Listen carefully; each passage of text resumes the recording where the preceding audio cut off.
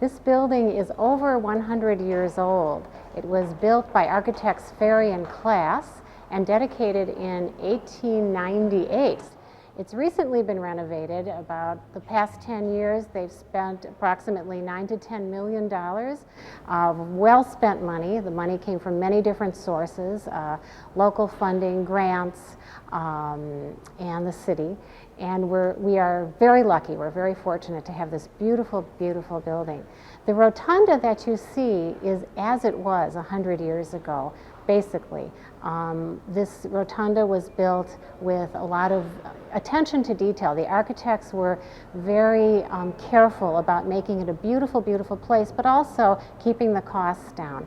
The rotunda is mainly built of Sienna marble, and it is from about waist down is Sienna marble from Italy, and above that point is scagliola, which is kind of a secret fake kind of a marble that's only 1/4 of an inch thick, and in many places it's cracked, and it has been repaired over the years, but the marble is really in very good condition.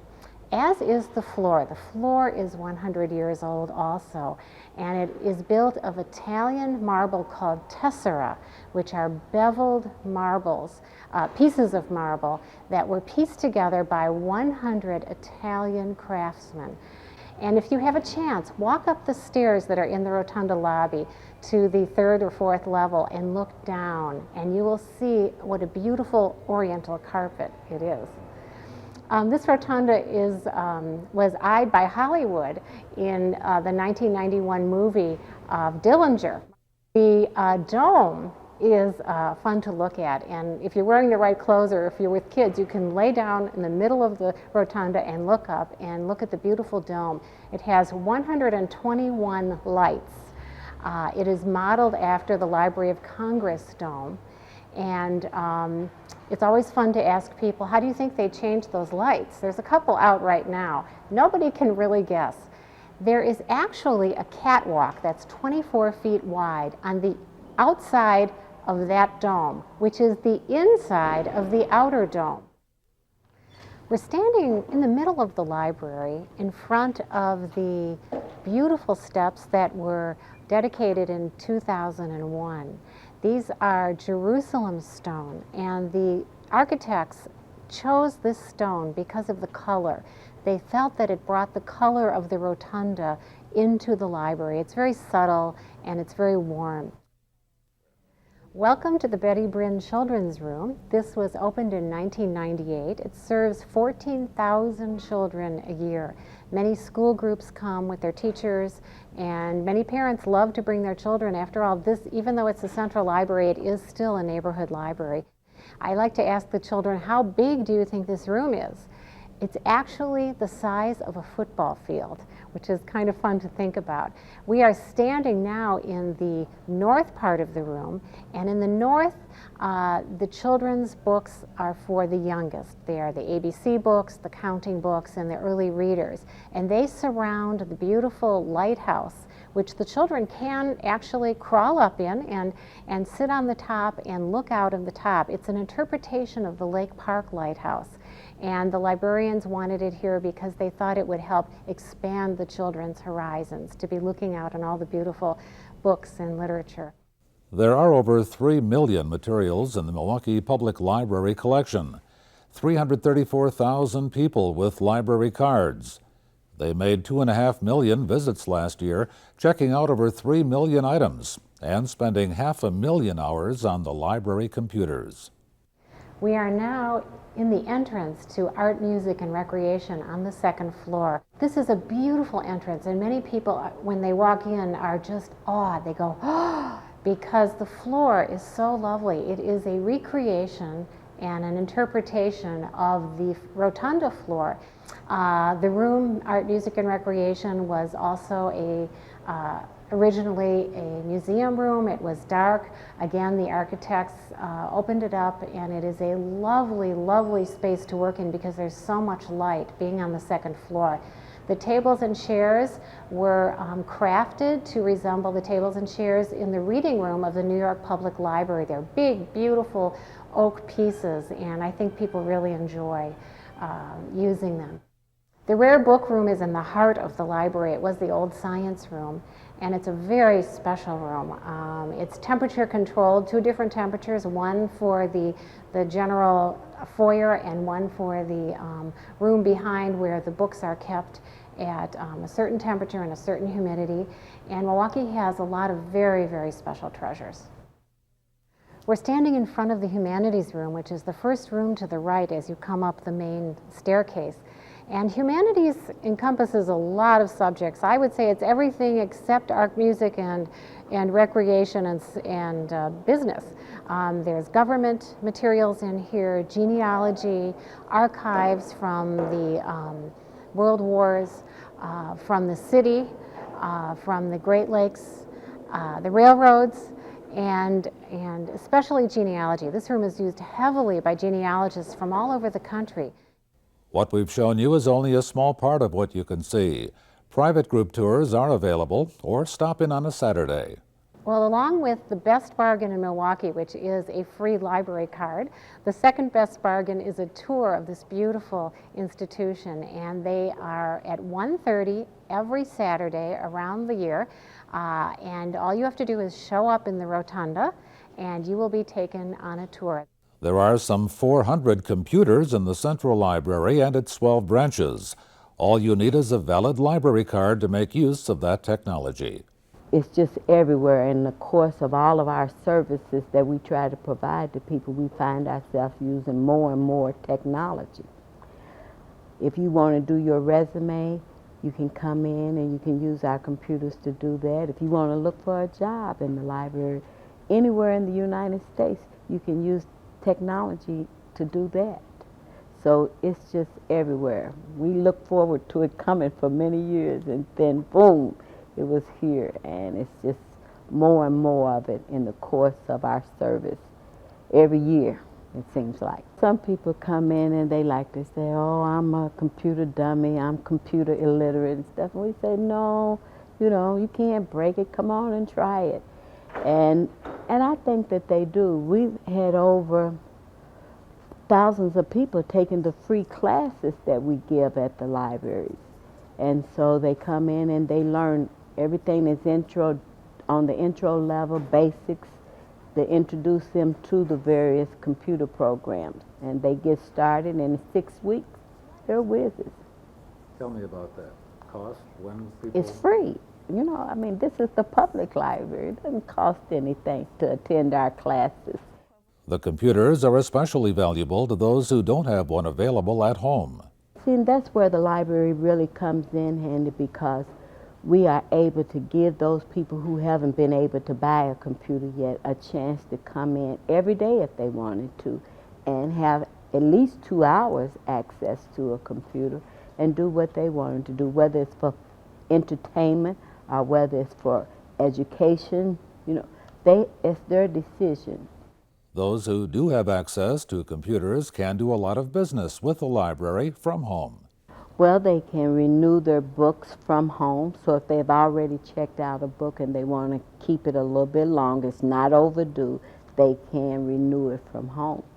And even when you're searching for a book, a subject, a title of a book, you can check our card catalog from home and see which branch has the book, before you come in. And if you wanted to, you can hold it in your name. I don't think it will ever take the place of the printed word, though. But, people expect the library to be right there on the edge, to have the latest. And we do. And we're able to share it with them. Adult study centers at Finney and 3 other libraries are another important library program. Its one-on-one tutoring for adults is a bit different than many self-help classes. In our program, the tutor needs to assess what the student's needs are and then tailor a program to fit that student's needs. And the tutor and the student always work together, that same team. So that makes it very different. What we try to do is to build up the confidence of the students, get them into classes, and then we'll support them in the classes. Most of our students have tried classes and have not been successful. So we work with them one-on-one. We help them achieve some success and hope that then they can get into classes which will get them to their goals a lot faster. Our tutors have all different kinds of backgrounds. Mainly they're people who love to read and they can't imagine life without reading. So they want to help other people learn to do that and do it better. Many students simply want to improve basic skills to get better jobs. We have just a whole range of goals. I remember one gentleman was retired and he had a son who lived in California. He wanted to be able to write letters to his son, you know. So they might have any number of goals. We have a number of students who graduated from high school, but their skill levels are too low for them to progress or to help their children in school. You know, just whatever the student wants, that's what we try to help them do. But in order to help, the library needs tutors. There are only about 24 for all 4 programs, and at Finney alone there's a waiting list of over 30 people. There is a training program for volunteer tutors. We have had a number of people go through our program, get their GEDs, and come back and tutor. So you don't need to have a lot of special training. What you need to have is a lot of caring for the people and that ability to sort of step back from things and say, now what would help this person reach his or her goal? You know, what would it be?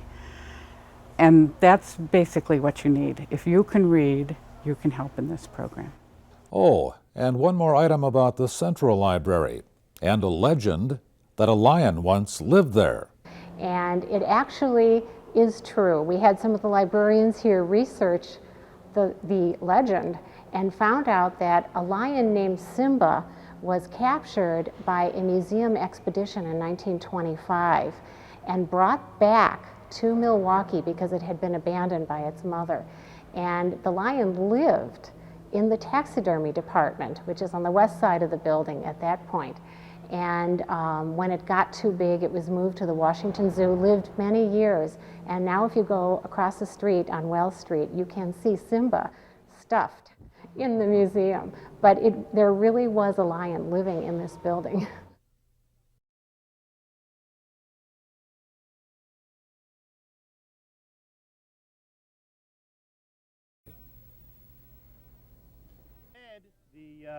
The mayor and the county exec and the governor will blast air horns to signal to the bridge operators to close the bridges, but also to signal to the whole community that this structure is open. Not only a bridge, but part of the urban fabric and a vital connection between the downtown Menominee Valley and Walker's Point.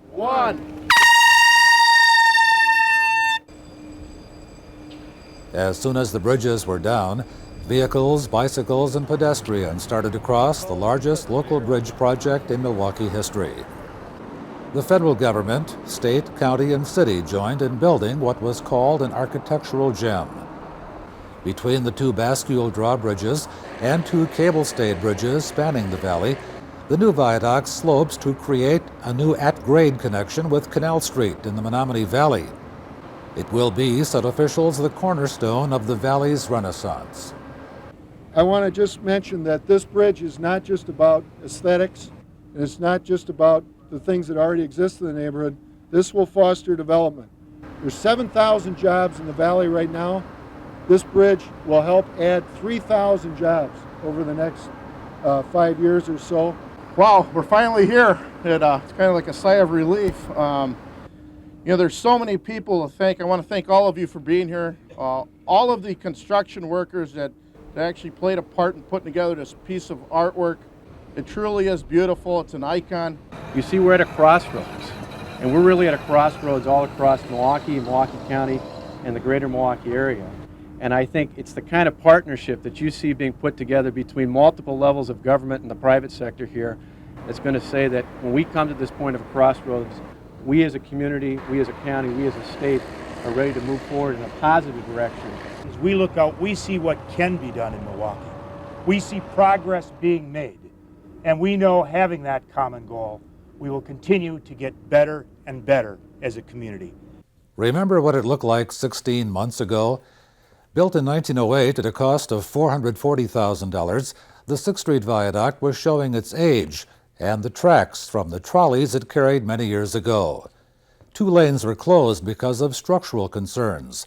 The viaduct closed in April of 2001. The latest chapter in the 93-year history of the 6th Street Viaduct is this stylish, modern, new connection between the downtown and the south side. Some numbers. The 80-foot wide new bridge has 4 traffic lanes, sidewalks, and a bicycle lane.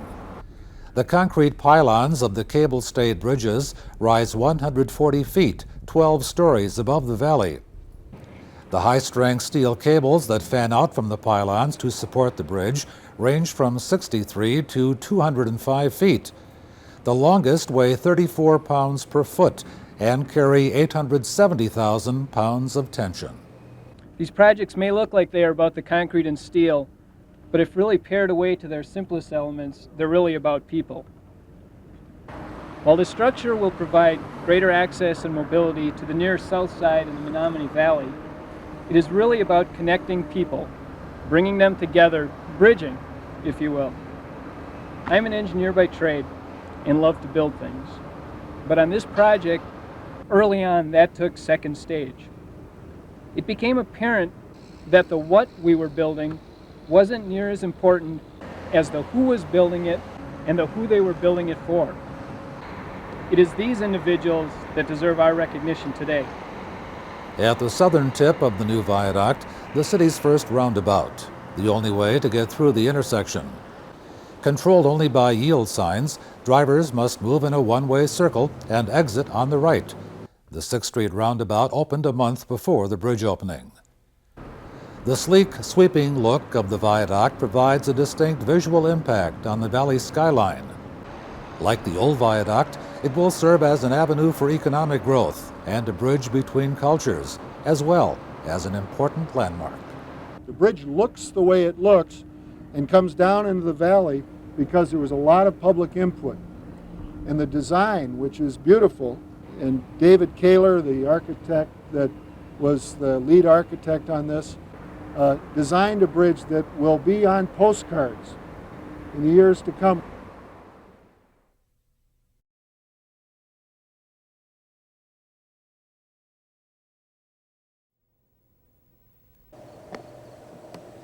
For many burglars, casing your home or garage is the first step.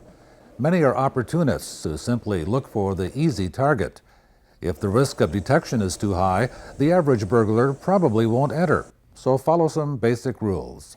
Burglars like to window shop. So they'll drive up and down alleys, and if you leave your garage door open back here and you're not working in your garage, you give them an opportunity to see what's in your garage.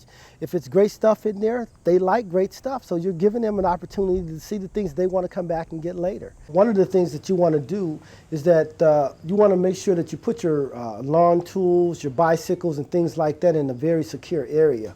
As you can see back there, most of his tools are against the wall back there. Ideally, we'd like to see it chained down and unchained it when you're not using it. But for purposes of this, the homeowner here, he has all of his tools and things lined up against the wall, and when he parks his vehicle in there, it makes it inaccessible to anyone coming in there. Now, obviously, you probably could get it out, but it's going to take a while. And most burglars like to do things quick, fast, and in a hurry. So at least that would delay them some. It actually becomes a deterrent when the car is parked in here. The Milwaukee Police Department has a program called Operation ID.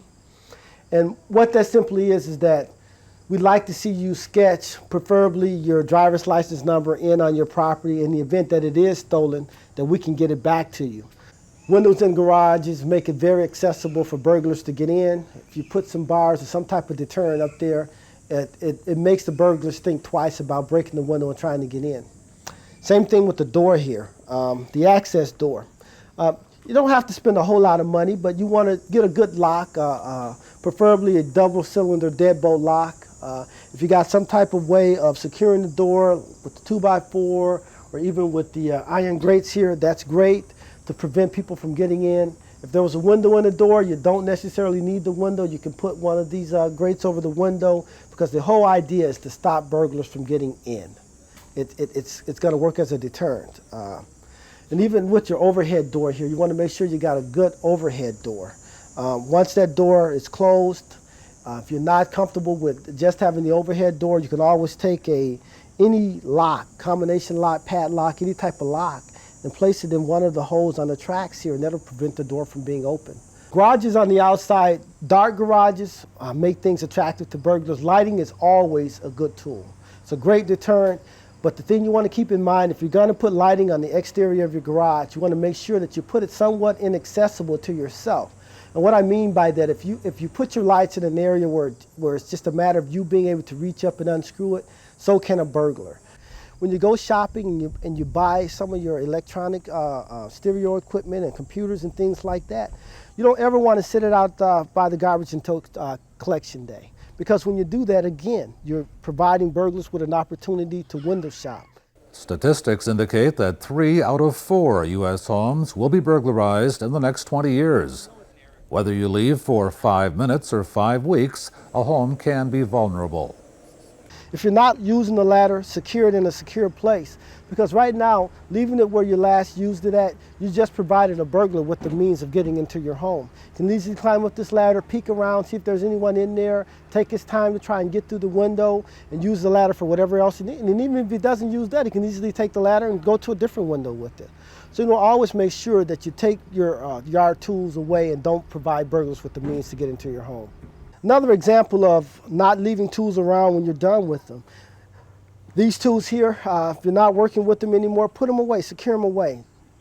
Again, you look at this stuff, you just provided the burglar with a way to pry open a window or door, break a window or door. If you're not using it, secure it in a secure place. Oftentimes we think that, well, you'll finish up what you started today, you'll start tomorrow.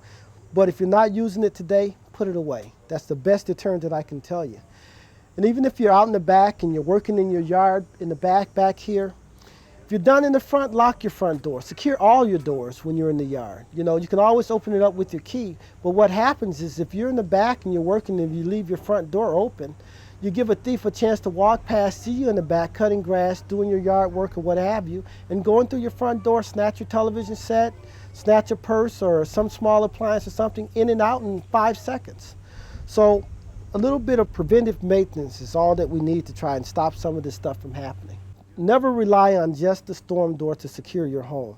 You want to make sure that you got a good deadbolt lock on your door, and if you're not going to be in and out of the door, lock it. It only takes a couple of seconds to pull your key out and unlock the door and go back inside.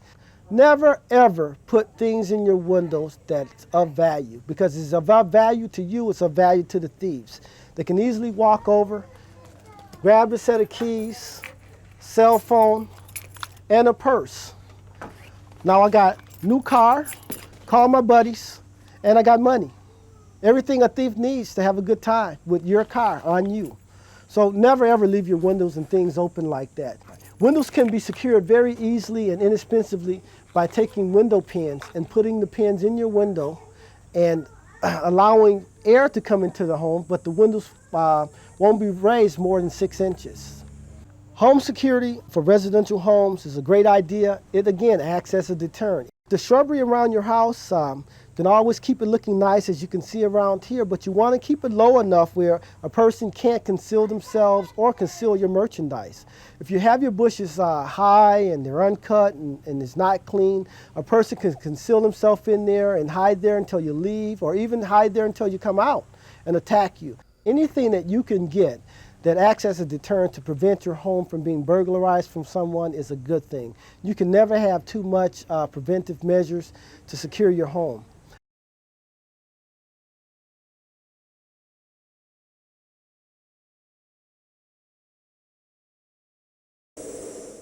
Stable, quiet, friendly. Words often heard from those who live in this west side area known as the Enderis Park neighborhood. Catherine Grothy has lived here 26 years. Oh, it's a very nice residential neighborhood. It's very nice. People are very friendly. They keep their houses up. It's very comfortable. Everybody does their lawns, the flower beds. It's a very, very nice neighborhood. It's got a diverse population. It's a very good neighborhood. I can't say much more about it. I would not want to move anywhere else. I mean, I really wouldn't. The Enderis Park neighborhood is primarily a residential area. Bungalows, colonials, and other styles built mainly in the 1930s and 40s. It's bounded roughly by Center Street in Wauwatosa on the south, 76th Street on the west, and south of Lisbon Avenue from 60th Street to Burleigh. Donna Beezer has lived here 43 years and says she's the neighborhood genealogist. When a family moves in, especially on 70th Street, or if something unusual happens, she'll try to get a picture. It just fell in place that maybe 15 or so years ago, I started asking people for pictures. We've had some famous people, and that's always interesting because those that come after us, they don't know that Judge Hanson lived in the middle of 70th Street and then he was a Supreme Court Justice. Who knows that? Not many people. One time a man said, no, I can't take my picture. That's fine. I mean, it's a way for me to introduce myself and to find out something about them, and hopefully, I think it holds us together, that people aren't so isolated, that they really have a sense of continuity, that somebody lived here before you did and somebody's going to live here after you in the same space. I think that's interesting. The park that gives the neighborhood its name is technically a playground run by Milwaukee Public Schools. It's named for Dorothy Enderis, a Milwaukee teacher who was concerned her students had no place to go after school. She co-founded and directed the MPS Recreation Department for 36 years. The park, with its ornamental stonework, dates to the 1930s, when it was another project of President Roosevelt's Work Progress administration. It was named for Dorothy Enderis in 1950. Another longtime resident is Patrick Grandy, who moved in 36 years ago. 1966, hottest day of the year, July 4th, 98 degrees. We used to live in western Wauwatosa, and my wife wanted to be able to walk, have the kids walk to school or walk wherever they had to go. And everything was convenient to stores. It was a quiet neighborhood with nice houses. People were all friendly, neighborly. If you needed something, you can always go knock on somebody's door. Do you have this or do you have that? Can I borrow this? Or they come over and want to borrow something. The convenience of city living in a quiet residential neighborhood was also a big attraction for others. I like it. I think it's very central in the city. I mean, pretty much I'm 20 minutes away from anything. I can be downtown, I can be in Waukesha, I can be in Germantown. I can pretty much get anywhere in 20 minutes, which is nice. And you have a lot of city employees here, which is nice. It's just a real good neighborhood. The houses are all built, you know, in the 30s and 40s and 50s, and it's just a typical neighborhood. The trees are big, the park is, you know, the park is a central part of the neighborhood. There's always stuff going on there, people with dogs, their kids are there, there's a nice playground. Actually, the attraction was the duplex and the fact that it had a 3-car garage. I like beveled glass and, you know, built-in curios and fine things and, you know, fine architectural details. And not Bob. He liked that 3-car garage and the price was right. So that's what attracted us. And I could walk to work. I taught at Longfellow. As far as changes are concerned, there hasn't been any real major buildings torn down or built up or anything like that since we've lived here. Like other neighborhoods, Enderis Park does have its occasional problems. An assault led concerned residents to form an association in 1996. Initially, when we started, the goal was to get block watch captains on as many blocks as we could. And we did that, and that was, you know, that was an effort. And we put out materials, we printed up flyers and put them out to the neighbors and things like that. And then as that got going a little bit, and we had some more time and we got some more people involved, we decided to branch out and do things that were more social, you know, to get neighbors to talk to each other and know who's who and who's, you know, who's supposed to be where. And so we started doing things like having a festival at Enderis Park in the summer. We encouraged people to have block parties in the summer. I mean, this area of the city is really very safe, and there's not a lot of, bad things that happen, but it's always good to get people to know each other, and then we look out for each other. If somebody's garage door is open late at night or their car lights are on or something, we know who they are, and we'll just walk over and knock on the door and, tell them things like that. And the police say too that, when you have a neighborhood and everyone's friendly, it just kind of makes it for a safer neighborhood, and it's easier for them to get information if something does happen.